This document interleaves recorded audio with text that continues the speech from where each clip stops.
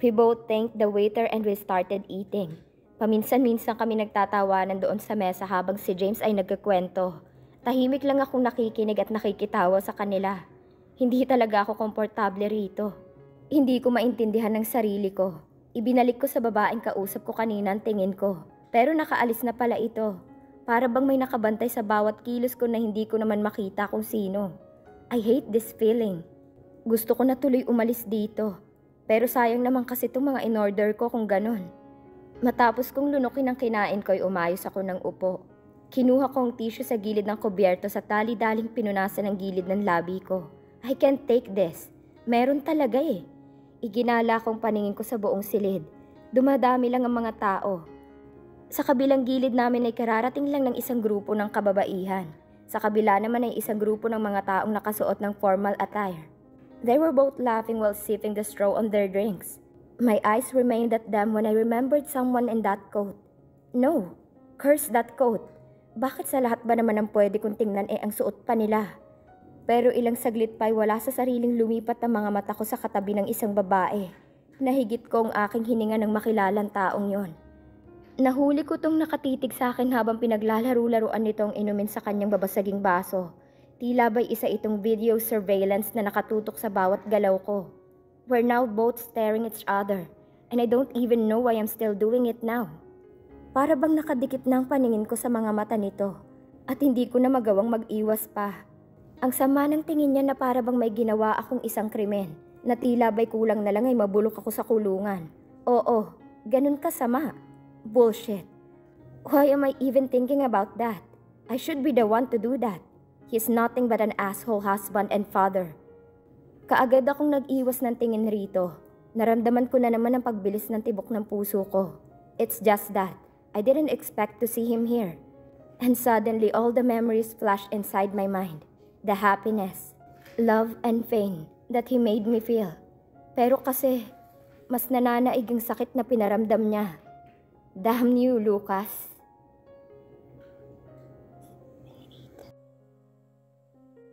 Kumusta naman ang libreng pagupit dyan, Lara?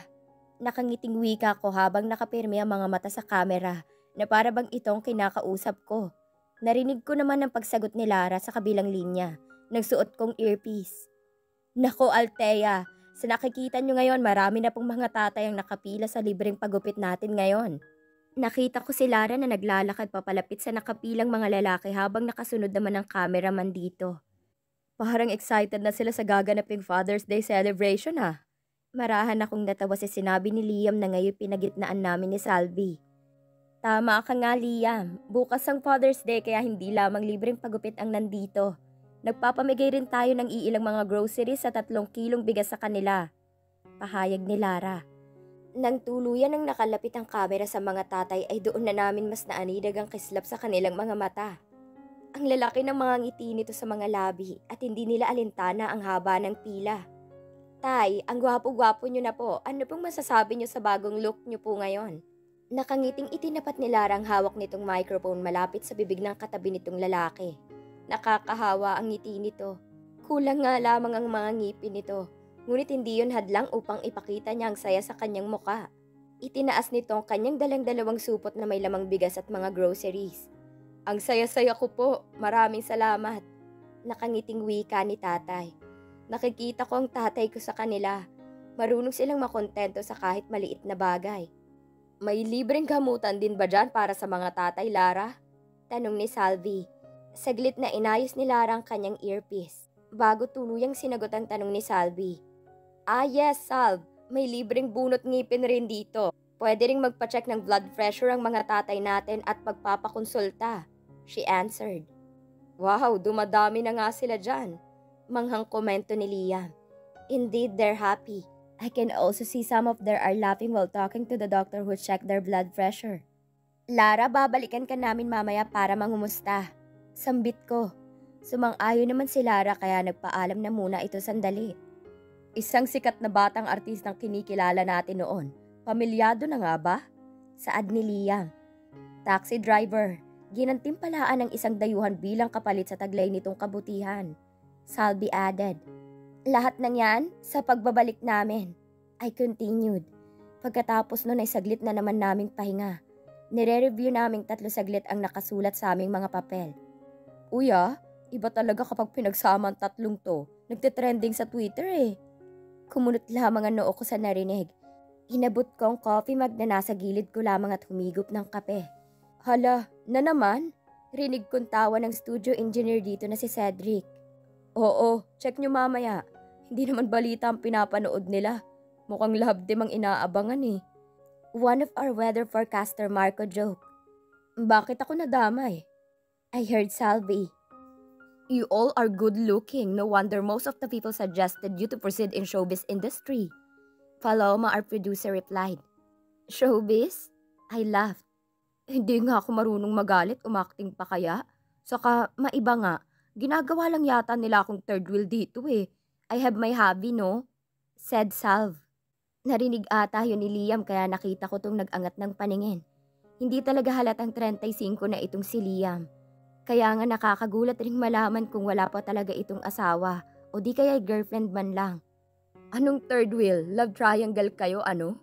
Nanlaki mga mata ko sa sinabi nito. Anong love triangle at third wheel ang pinag-uusapan nyo? Gulat kong sabi. Muntik ko pang mailuwa ang iniinom kong kape sa papel na nakapatong sa mesang kaharap ko. Padre Veer, sorry Althea. I heard Cedric apologize.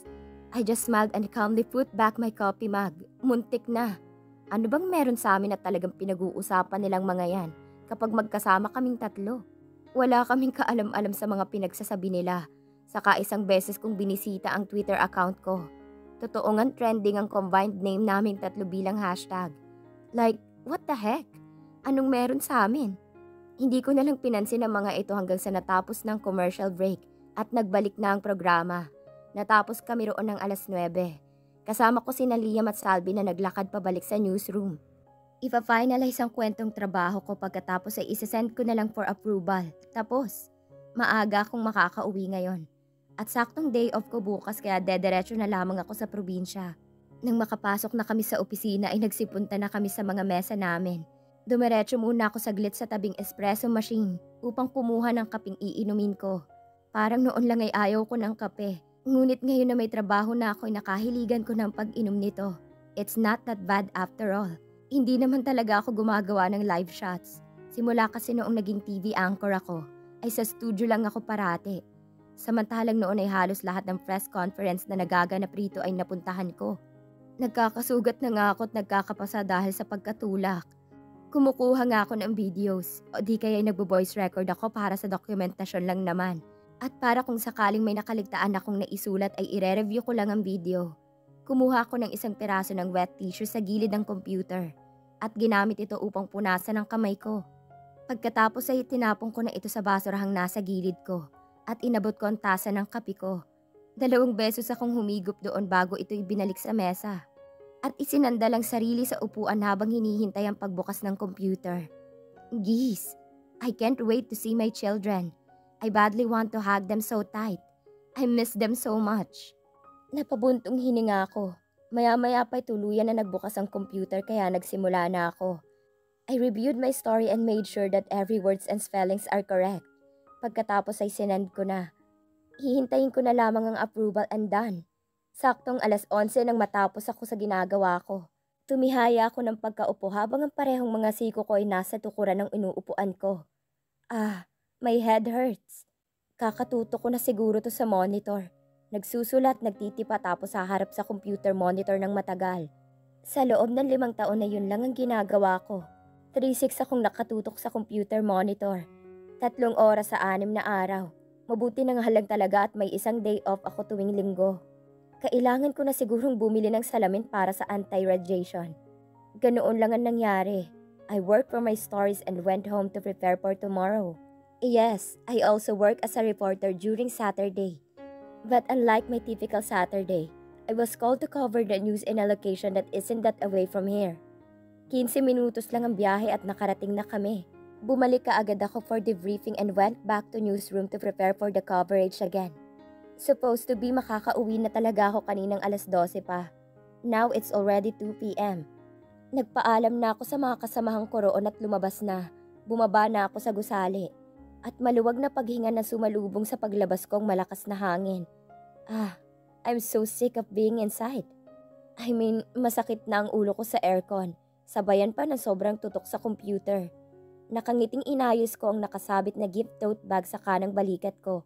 Hindi naman siguro ako makikita at makilala ng mga tao katulad na nangyari kahapon. Inalis ko ang suot kong coat na pang itaas ko at nagpalit ako ng yellow v-neck shirt. Nilugay ko ang kaninang nakaipit kong buhok at binura ko rin ang pulang lipstick sa mga labi ko. Nagpulbo lang ako at ayos na. Mabuti na rin to kaysa naman mapagkamalan na naman akong isang artista dahil sa ayos ko.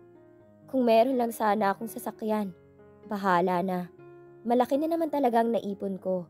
Kaso nga lang nagdadalawang isip akong gastusin yon dahil pinag-iipunan ko talagang kinabukasan ng mga anak ko. I'm planning to enroll them in a private school. Doon kaunti lang ang mga estudyante.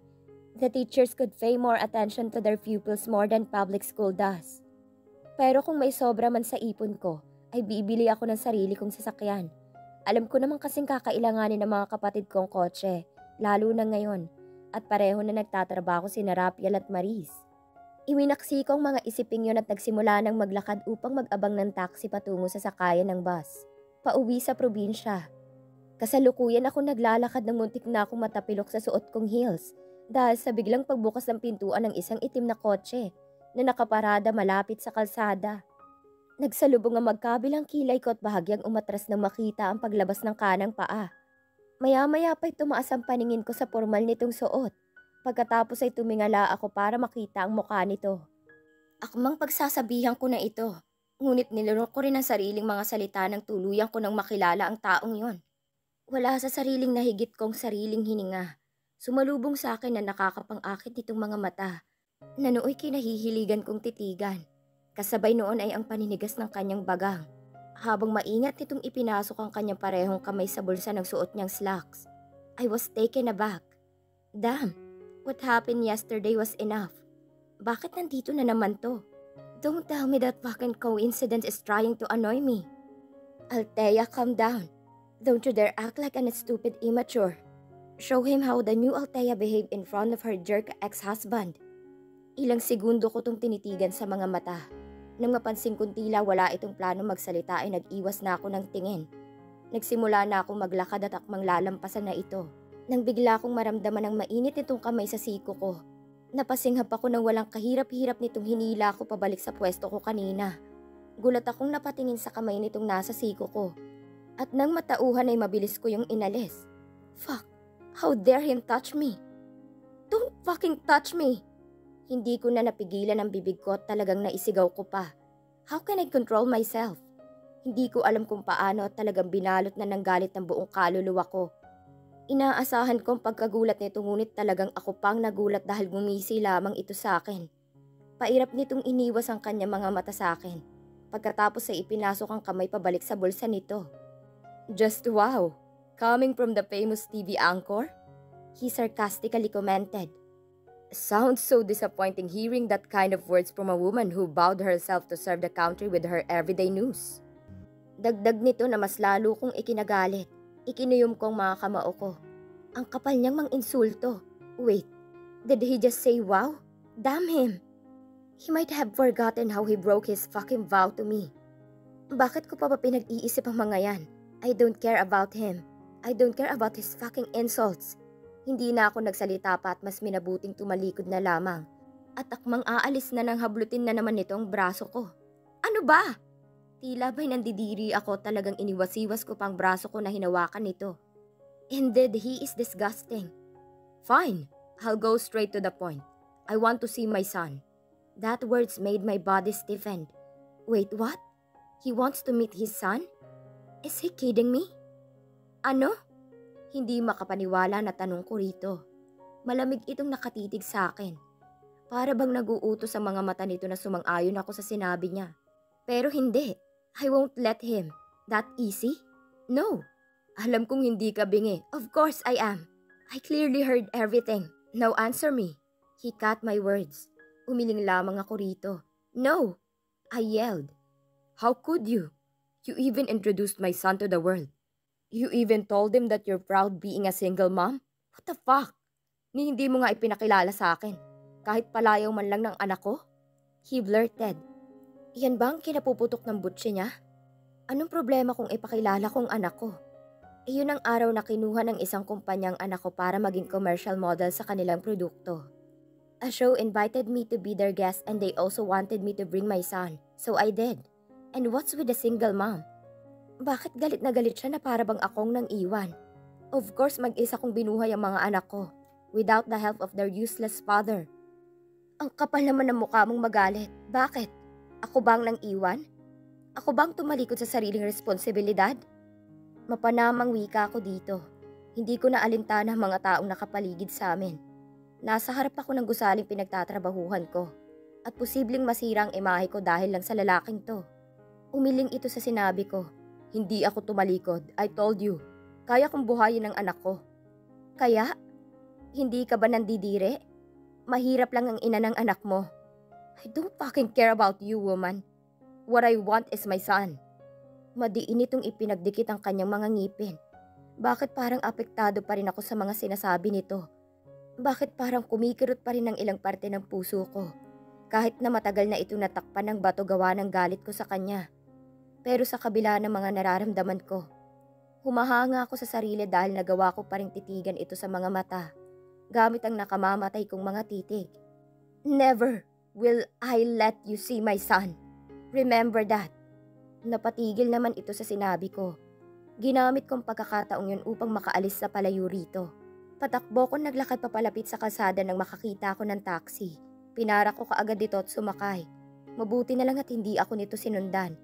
Kaya napahinga ako ng maluwag at isinandal ang aking katawan sa sandalan ng upuan ng sasakyan. Inis kong pinunasan ang mga luha sa mga mata ko. Nang mapagtantong umiiyak na pala ako. Mabuti na lang at hindi ako napansin ng tsuper. What's new? Noon pa lang ay tanging pag-iyak ko na lang ang kaya kong gawin sa mga pananakit nito sa akin. Kahit kailan ay hindi ko nagawang labanan at magalit dito. Dahil mas nanaig pa rin ang pagmamahal na meron ako para sa kanya. Iha, san ba ang baba? Teka, kilala kita ha. Napabalik lang ako sa realidad nang marinig ko ang boses ng tsuper. Humalukip-kip ako at mas idiniin ang katawan sa gilid nang hindi na ako makita. Sasakayan po ng bus, Manong. Mahinang sabi ko pero sapat na yon para marinig niya. Sige. Sambit na lamang nito at nagpatuloy pa sa pagmamaneho. Paano pa kaya kung ipinagpatuloy ko ang katangahan ko noon at tinayaang lumaki ang mga anak ko sa puder ng kanyang ama? Paniguradong hindi aabot sa ganitong anak kong si Pelly. Pero paniguradong matutulad sila sa kanilang ama. Lalaki silang walang alam na trabaho. Ayaw kong matulad sila sa lalaking yon. Na isang mata pobre na walang ibang minahal kundi pera. Buong pasasalamat ko na lang at inalayo ko ang mga anak ko rito. Naalimpungatan ako nang marinig kong mahinang pagtawa ng anak ko.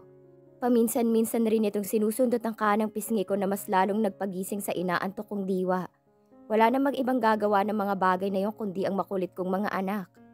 Nang imulat kong mga mata ko'y bumungad sa akin ang nakangiting mga anak ko habang magkaharap na nakaupo sa magkabilang gilid ko. Good morning, Mommy! Macho yelled while his hands were busy creating hand movements to translate every word he said, for Felicity to understand him. A good morning indeed.